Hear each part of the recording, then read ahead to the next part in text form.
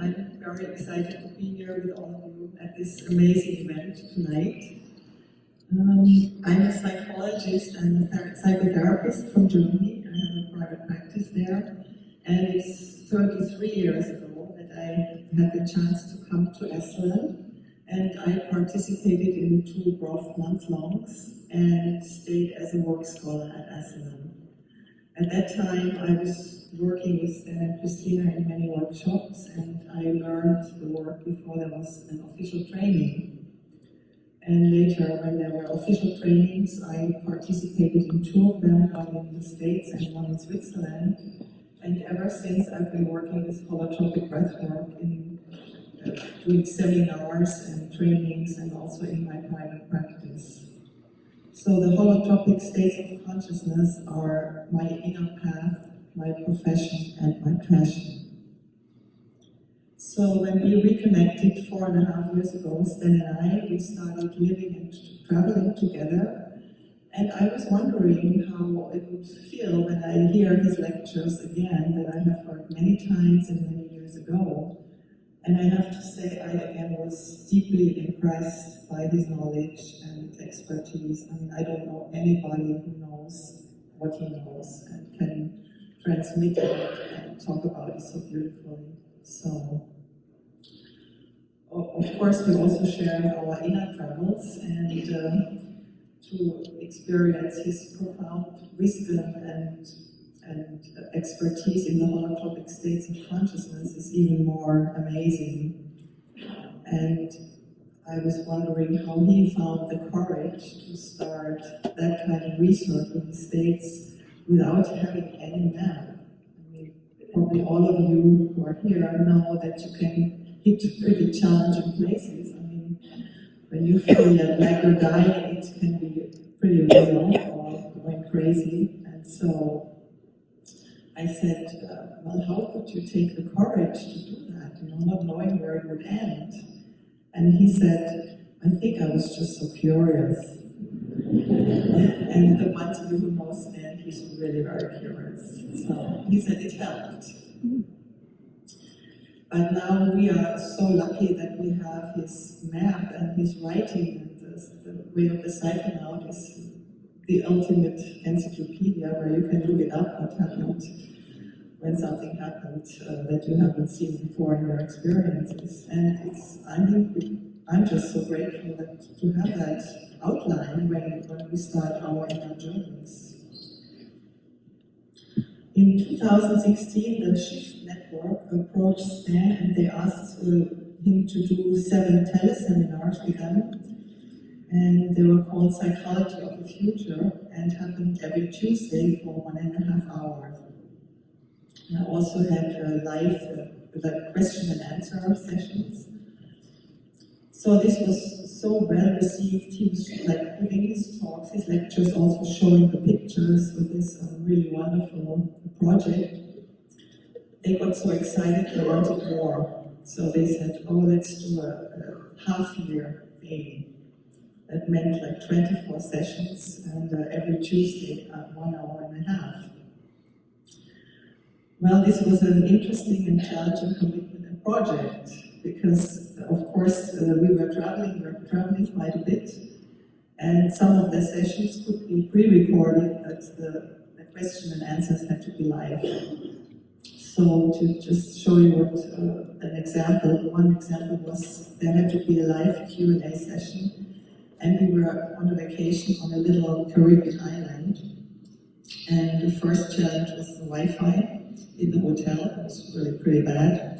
So in the morning we spent with a technician to set up some decent connection. And the second thing was we didn't want to have hotel beds in the video. So we ended up to place them between the beds in front of the blue wall. And it was really great picture and very sophisticated. But when we stepped back a couple of steps and looked at the whole picture, you could see 2 hotel beds piled up with furniture and suitcases and so on. So that was one challenge in that, and the second challenge was to fill 24 sessions with content. So we had a lot of discussions what else he could talk about, and he was really digging in the depths of his mind to, dig out all the knowledge he has. But that meant that he was also talking about new subjects that have not been recorded or published before.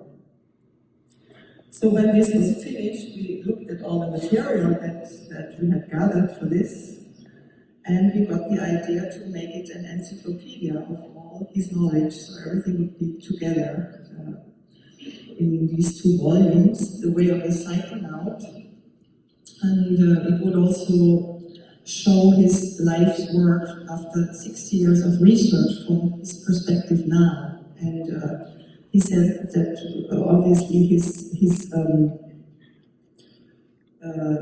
perspective has shifted from the perinatal more to the archetypal level after these 60 years. The new book includes subjects that have not been published before by him, like the history of psychonautics, synchronicities, higher creativity, archetypes, and the connection with the archetypal astrology by Rick Tarnas. So Rick Doblin got interested in the project, and he got excited and he said, well, I'm going to publish this with Max. In 2017, Stan was basically working on the book and also on the film with Susan, the documentary about his life and work connected with her own story. And the book and the film have been a big part of our life up until now. And it was really amazing to work with Susan. She's so dedicated to really listen to Stan and to make it really present his work as it is. So this has been wonderful. She's become a wonderful friend, and it's been a pleasure to work with her. And I have to say, I've never been there when there was a filmmaker or book. It is a lot of work. It is, making a film looks super creative, but it's a lot of bureaucracy. She would have to go to Prague and get material from an archive for like 1 second for 60 euros, or, so it's also expensive to make a film, and, making a book writing the book is one thing, but to have the finished product in the hand is a way other step. About a year ago, in August 2018, Stan was preparing for his speech at Harvard with Rick Doblin, Michael Pollan, on a psychedelic panel. And also he had a 3-hour interview with Tim Ferriss, an audio interview, which I was witnessing, and I thought he was really in the shape of his life in this interview. It was really amazing. Unfortunately, it was his last one so far. We also had planned a back operation at that time, and the doctors told him to take off his blood thinners. And in the evening of the 18th of August, he suddenly started, mixing up words in his speaking, and we went to the hospital, and they diagnosed that it was a stroke that had affected the speech center. Thank God his mind is perfectly clear and fine, but the speaking was really affected. And we had talked about possible incidents that could happen due to his age, and his father has had some strokes at his end 70s that left him paralyzed, but we never thought that Stan would not be able to talk. This was really like a bad joke, but unfortunately everything was recorded and written at that time. So we ended up not in Harvard, but in Germany, in our kitchen, and at exactly the time when the Harvard panel was happening, Stan was sitting at the kitchen table with his computer, and he was practicing speech therapy. That's when they give you a sentence you have to read, and then record it, and the computer tells you if it's correct.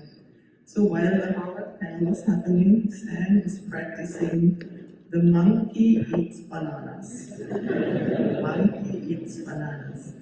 And we were just cracking up about the absurdity of that situation.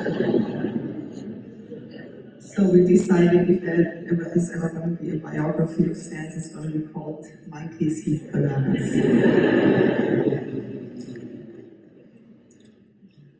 I have to say I deeply admire Stan's amazing attitude around that stroke. I mean, for someone who has so much strength and passion in his speech, to lose this ability could have caused serious depression or at least bad mood. So when he was in the rehab, right after the stroke, he said, I know I should feel really bad, but I feel great. And I feel like I'm back in school. So he was really practicing everything really all the time, and the therapists were really amazed about him. But of course, it's been a very challenging year for both of us dealing with the stroke, but he has been as sweet and as loving as ever. And I have to say, I deeply love you, and I'm grateful for every moment we have together. Thank you for having come back.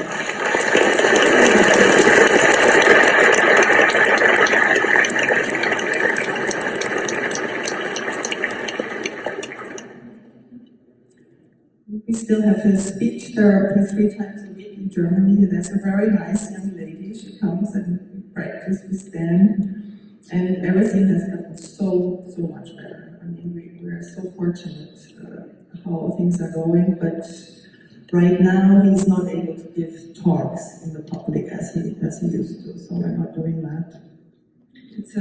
It's a whole process of finding creative solutions how to adapt to the situation. That's one of the reasons why I give you the background information here today. The layout of the book and the film, the final version, was completed about 2 months ago together in time. And we are very, very happy and grateful that MAPS created this fantastic launch today. We can all be here. Together with the Psychedelic Renaissance, Stan's Way of the Psychonaut, Encyclopedia, and Susan's film about Stan's life and work will hopefully find open-minded audience around the world, and hopefully will contribute to fulfill Stan's deepest wish for the long overdue change of paradigm in psychology and psychiatry. Thank you.